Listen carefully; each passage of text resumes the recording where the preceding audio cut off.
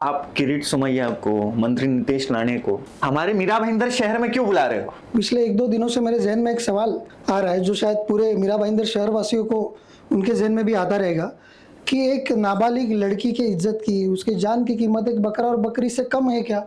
ऐसा सवाल कहीं ना कहीं आ रहा है। वो सवाल हमारे जहन में आने के पीछे का रीज़न है कि जब भी कभी ये बकरा या बकरी का मसला हो या और भी कोई हिंदू मुस्लिम मसला हो, तो ये नीतीश राणे जी है, ये किरीट सोमैया है, ये बुलडोज़र लेके हथौड़ा लेकर इस शहर में आ जाते हैं, लोगों की भावनाएं भड़काना चालू कर देते हैं।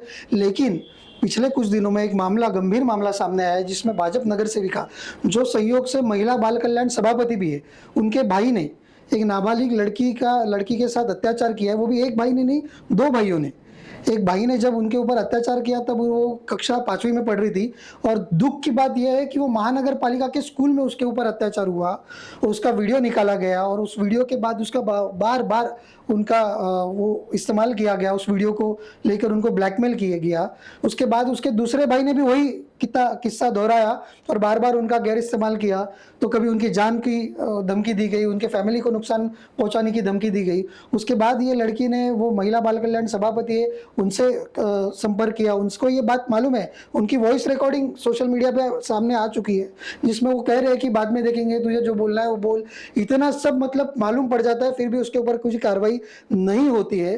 तो मुझे वही कहना है कि ये जो आप हिंदुओं का पुरस्कार करने के लिए या हिंदू की राजनीति चमकाने के लिए आप इस शहर में आते हो, इस शहर को अस्थिर करने का काम करते हो, तो आज जब एक हिंदू लड़की पे अत्याचार हुआ है, वो भी एक नाबालिग लड़की पे अत्याचार हुआ है, तब आप कहाँ पे हो? अभी आपकी राजनीति चमकाने का मौका नहीं है क्या?